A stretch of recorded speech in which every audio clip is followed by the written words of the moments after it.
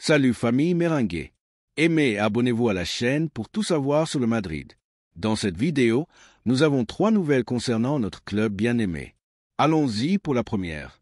Le Real Madrid a pris une décision définitive concernant l'avenir de David Alaba. Le défenseur central autrichien, récemment remis d'une grave blessure, est sur le départ du club et sa destination semble être Al-Nasr en Arabie Saoudite. Après avoir analysé ses performances et la situation actuelle de l'équipe, la direction du Real Madrid a déterminé que son cycle au Santiago Bernabéu est terminé. Carlo Ancelotti, qui avait initialement une grande confiance en lui, a également donné son accord pour cette opération. Comprenant que l'équipe a besoin d'une rénovation en défense et qu'Alaba n'est plus au niveau attendu pour un club avec les aspirations du Real Madrid. La défaite contre le Real Betis a été un point de rupture. Bien que l'équipe ait eu des hauts et des bas tout au long de la saison, ce match a révélé plusieurs déficiences défensives et Alaba a été l'un des plus critiqués. Son manque de rythme, sa lenteur dans les duels individuels et son incapacité à diriger la défense ont fait souffrir l'équipe malgré son rôle crucial dans la conquête de titres lors des saisons précédentes. Le problème avec Alaba n'est pas seulement son niveau actuel, mais aussi son historique de blessures. Depuis son arrivée au Real Madrid en 2021, le défenseur a souffert de plusieurs problèmes physiques qui l'ont empêché de maintenir une régularité dans ses performances. Bien qu'il ait été clé dans la conquête de la Liga et de la Ligue des Champions lors de sa première saison, les années suivantes ont été plus compliquées. Sa récente blessure l'a tenu éloigné des terrains pendant plusieurs mois et son retour n'a pas été à la hauteur des attentes dans un club où l'exigence est maximale. Il n'y a pas de place pour des joueurs qui ne peuvent pas performer à 100% de manière constante. La direction du Real Madrid estime que la meilleure solution pour toutes les parties est un départ lors du prochain mercato estival. Alaba, sous contrat jusqu'en 2026, a encore une valeur de marché significative et son transfert vers un club comme Al-Nasr permettrait au Real Madrid d'obtenir un bénéfice économique tout en libérant de l'espace dans l'équipe.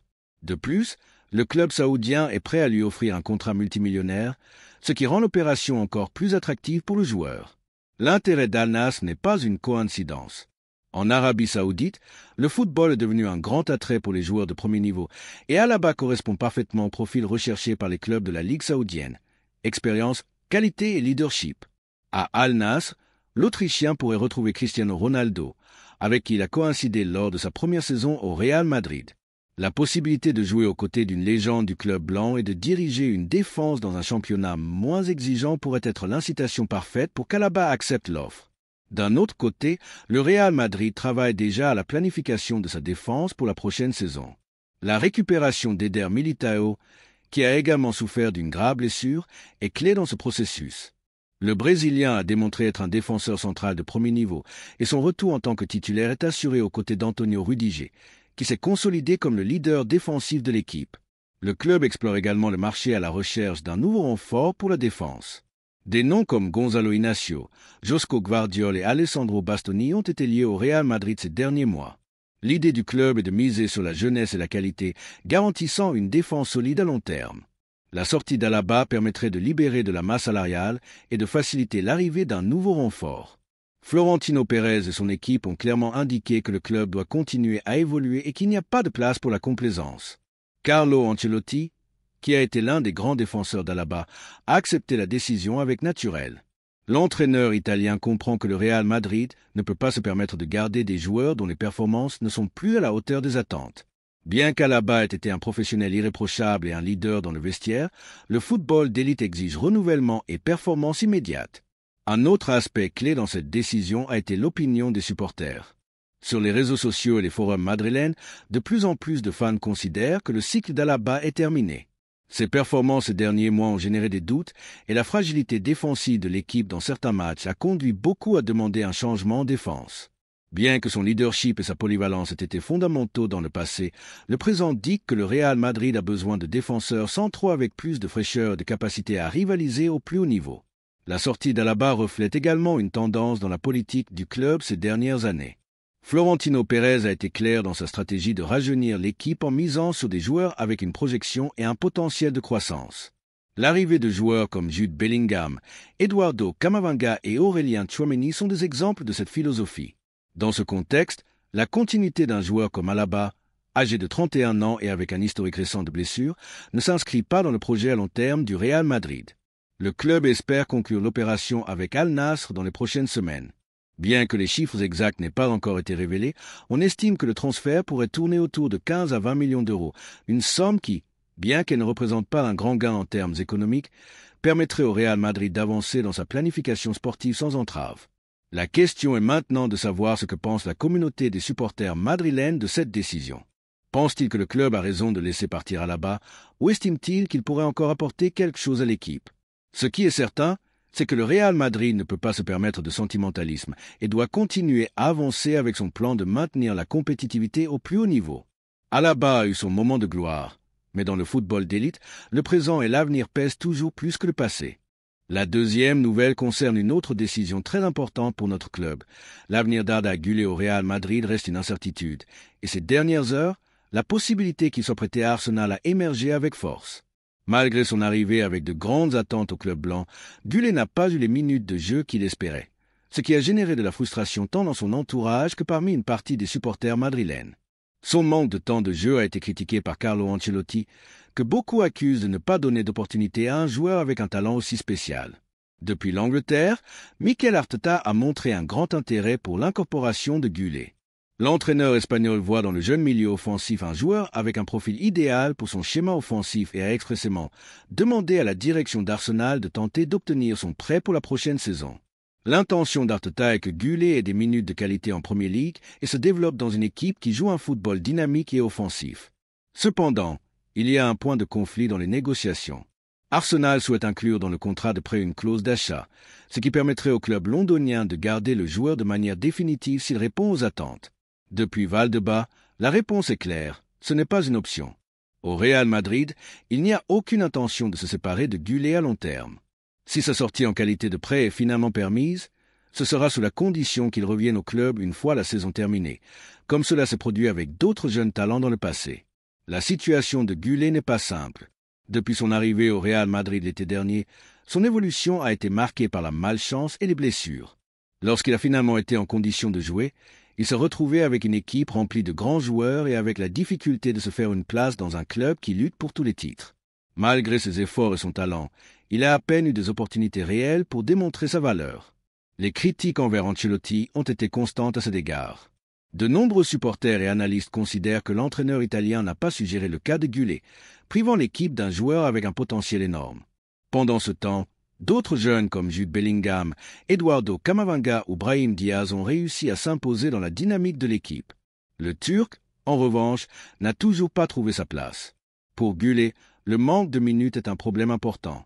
À seulement 19 ans, il a besoin de jouer régulièrement pour continuer à développer son football. Son entourage et ses représentants ont transmis cette préoccupation au Real Madrid et ont clairement indiqué que l'option d'un prêt serait la meilleure solution pour éviter que sa progression ne stagne. Du point de vue du club, il y a un dilemme. D'un côté, on reconnaît que Güler a besoin de plus de temps de jeu et qu'un prêt pourrait lui être bénéfique à long terme. De l'autre, il y a la préoccupation qu'une sortie, même temporaire, envoie un message erroné sur l'engagement du Madrid envers le joueur. Dans le passé, le club a opté pour prêter de jeunes talents afin qu'ils acquièrent de l'expérience, mais il y a aussi eu des cas où des joueurs prometteurs ont fini par partir définitivement en ne trouvant pas leur place à leur retour. De plus, la Premier League n'est pas une destination facile. Bien qu'Arsenal soit une équipe qui joue un football attractif et offensif, le rythme et les exigences du football anglais peuvent être un défi pour un joueur qui n'a pas encore eu de continuité dans l'élite. Ce n'est pas la même chose de prêter Güler à une équipe espagnole où il pourrait s'adapter plus facilement que de l'envoyer dans un club de Premier League où les demandes physiques sont extrêmement élevées et où il n'y a pas de garantie qu'il aura un rôle de premier plan immédiat. D'un autre côté, à Valdebebas, il y a la confiance que Güler peut triompher au Real Madrid s'il lui est donné le temps nécessaire. Dans le passé, il y a eu des cas de joueurs qui ont mis du temps à trouver leur place dans l'équipe mais qui, avec patience et travail, ont fini par devenir des pièces clés. Luka Modric, par exemple, a eu un début compliqué lors de sa première saison, mais avec le temps, il s'est consolidé comme une légende du club. Arsenal est une équipe attractive, mais la priorité du Real Madrid doit être de garantir que Güler ait un rôle dans l'équipe dans un avenir proche. Le club ne peut pas commettre l'erreur de laisser partir un talent avec son potentiel sans lui avoir donné une véritable opportunité de démontrer sa qualité. La question est maintenant de savoir ce que pense la communauté des supporters madrilènes. Estime-t-il que la meilleure option pour Güler est un prêt à Arsenal ou devrait-il rester et se battre pour sa place au Real Madrid? La situation est en suspens et dans les prochaines semaines, une décision sera prise qui pourrait marquer l'avenir du jeune Turc. La troisième nouvelle concerne une sortie imminente du club. L'avenir de Ferland Mendy au Real Madrid semble toucher à sa fin. Bien que le Français ait été un joueur important à certains moments de son passage au club, ses performances ces dernières saisons ont généré plus de doutes que de certitudes. Avec son contrat expirant en 2025 et sans avancer dans sa renégociation, la direction madrilène semble avoir pris une décision. Elle n'accédera pas à ses exigences salariales et travaille déjà à la recherche d'un remplaçant de qualité. Est-il temps de dire adieu à Mendy, ou mérite-t-il encore une chance de se racheter et de démontrer qu'il peut être un joueur clé dans le schéma de l'équipe? Depuis son arrivée au Real Madrid en 2019 en provenance de l'Olympique lyonnais, Mendy a été un latéral qui, bien qu'il ait brillé à certains moments par sa solidité défensive, n'a jamais réussi à se consolider comme un joueur indiscutable dans l'équipe. Contrairement à d'autres latéraux gauches qui ont porté le maillot blanc ces dernières années, comme Marcelo ou même le jeune Miguel Gutiérrez dans ses apparitions, Mendy a montré de grandes limitations dans le domaine offensif. Dans le football moderne, où les latéraux ont un rôle fondamental dans la construction du jeu et la génération de dangers, ces carences sont devenues de plus en plus évidentes. Le dernier match contre le Real Betis a été un reflet de son irrégularité. Bien qu'il ait réussi à donner une passe décisive, son rendement défensif a laissé beaucoup à désirer. Il a été dépassé à plusieurs reprises par Héctor Ruibal, qui a profité de son flanc pour générer un danger constant. Ce type de performance a été une constante dans sa trajectoire avec le club blanc. Bien que dans ses premières années, sa présence dans l'équipe pouvait être justifiée par sa sécurité défensive, la réalité est qu'actuellement, il ne remplit même plus cette fonction de manière efficace. Les supporters madrilènes ont été témoins de ses difficultés à fermer les espaces, de son manque d'anticipation et de sa faible capacité de réaction face à des joueurs rapides et habiles. Florentino Pérez et la direction du Real Madrid ont toujours été fermes dans leur politique de renégociation. Seuls les joueurs qui démontrent par des faits leur valeur pour l'équipe peuvent aspirer à continuer dans le club avec un contrat amélioré. Dans le cas de Mendy, son rendement ne justifie ni une renégociation dans les conditions qu'il exige, ni un pari à long terme. C'est pourquoi le club travaille déjà à la planification de l'avenir sans lui. L'objectif est clair, renforcer le flanc gauche avec un joueur qui offre plus de garanties tant défensives qu'offensives. Parmi les noms qui ont été mentionnés pour remplacer Mendy, deux Madrilènes apparaissent comme des options intéressantes. Théo Hernandez, actuel latéral gauche du Milan, a grandi de manière exponentielle depuis qu'il a quitté le Real Madrid. En Serie A, il est devenu l'un des meilleurs latéraux du monde avec une combinaison de puissance, de vitesse et de capacité offensive qui s'intégrerait parfaitement dans l'équipe blanche. Le récupérer ne sera pas une tâche facile, mais son retour signifierait renforcer une position clé avec un joueur qui connaît déjà le club et qui a démontré un niveau d'élite. L'autre alternative est Miguel Gutiérrez, actuellement au Girona où il réalise une saison spectaculaire.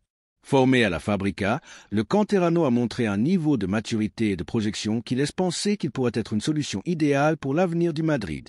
Au-delà des éventuels renforts, le Real Madrid doit également considérer ce qu'il fera de Mendy lors du prochain mercato estival. Son contrat expire en 2025, ce qui signifie que le club a une dernière opportunité de le vendre et d'obtenir quelque chose en retour avant qu'il ne parte libre.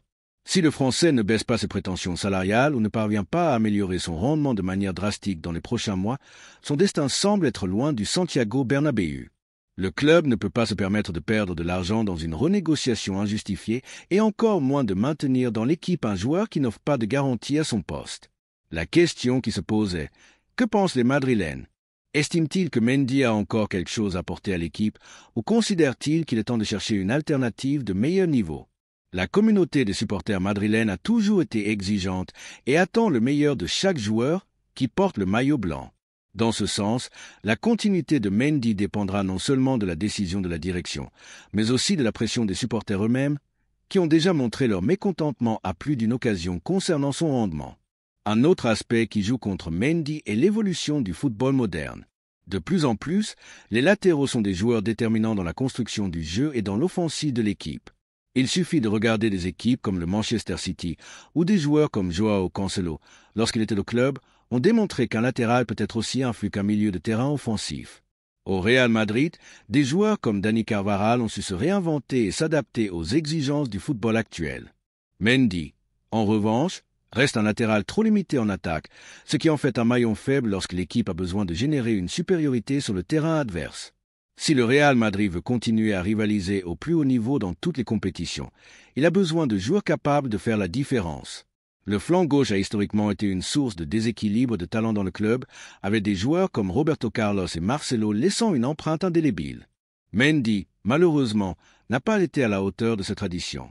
C'est un joueur correct en défense lorsqu'il est à son meilleur niveau, mais ce n'est pas suffisant pour un club qui aspire à tout gagner chaque saison. La situation de Mendy est une croisée des chemins tant pour le joueur que pour le club. Si le Français veut rester au Real Madrid, il devra démontrer par des faits qu'il peut être un joueur clé dans l'équipe, quelque chose qu'il n'a pas réussi à faire de manière constante jusqu'à présent. Sinon, le club prendra la décision logique et cherchera un remplaçant qui offre plus de garanties. La question reste en suspens. Que pense la communauté des supporters madrilènes? Doit-on continuer à miser sur Mendy, ou est-il temps de regarder vers l'avenir et de renforcer le flanc gauche avec un joueur plus complet? La décision finale est proche, et tout indique que Mendy pourrait vivre ses derniers mois au Santiago Bernabéu.